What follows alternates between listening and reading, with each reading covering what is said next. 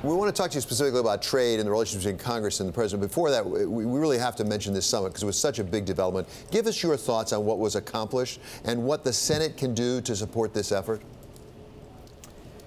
Well, I think really what's accomplished is that conversations have begun. That's really all. I mean, what we need to see is very concrete, verifiable, irreversible steps of denuclearization. Obviously, none of that has happened yet, but the discussion apparently has been launched. And so, you know, I think our job is to insist that this is entirely verifiable and irreversible, and then ultimately there should be a treaty that should be presented to the Senate for ratification.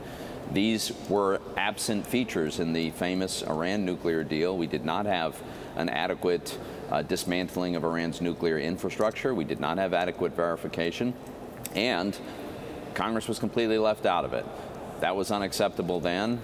I'm certainly hopeful that we wouldn't go down a road like that now. This needs to be, as I say, irreversible, verifiable, and presented to the Senate. So, Senator, there was a time that, at least in my mind, there was something of a division between the commercial aspects of trade on the one hand and national security, geopolitics on the other. They seem to be increasingly intermingled. And specifically with respect to North Korea, where are we on ZTE? And to what extent do we believe that Chinese support, perhaps in North Korea, may have affected the deal? I understand that the Senate is close to actually attaching something to the defense bill that might actually undo the ZTE deal.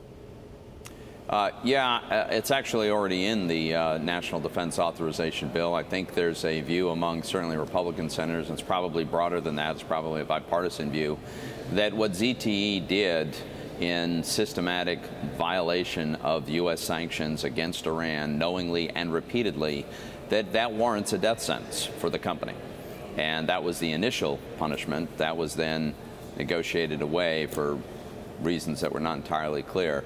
So I think the view of the Senate is going to be to take a very hard line on ZTE. So traditionally, the president really has had a pretty free hand when it comes to trade. I mean, certainly Congress has a role, but really has been deferring to the president.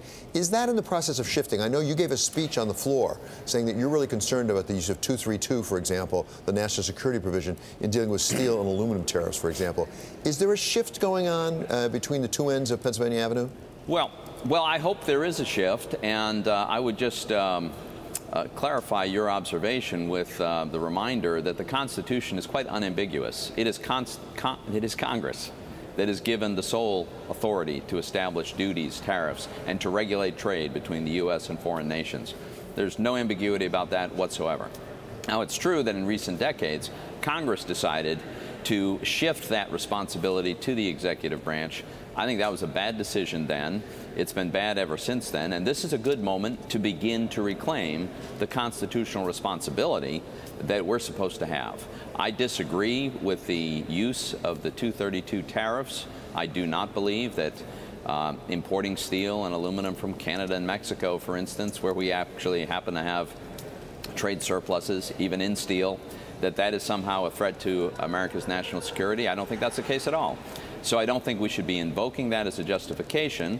I think the policy is wrong, and I think the goal is wrong in the end. I don't think the administration seeks the same expansion of trade that I would seek. So, yeah, I do think this is an important moment for Congress to reclaim the responsibility that the Constitution gives us in the first place. Well, and so finally, Senator, I mean, things are developing pretty quickly, including that G7 meeting up in Quebec that in the end didn't come out very well. With some of the issues you just talked about, can the Congress act quickly enough to affect the discussions with the G7, discussions with NAFTA, for that matter, discussions with China, to really take back some of the authority, as you correctly say, was originally given in the Constitution? You know, I think this will be a long process. It didn't happen overnight that Congress yielded its authority to the executive branch. We won't be able to reclaim it overnight. So it'll happen hopefully in steps. Right now, Senator Corker and I are trying to get a provision added to the Defense Authorization Bill that would give the final authority for implementing Section 232, the so-called national security tariffs, would give that final authority to Congress. And we're running into some resistance from other Republicans that don't really want that amendment to be voted on. So this is not going to be an easy process of restoring the responsibility where it belongs, but some of us feel strongly about pursuing it.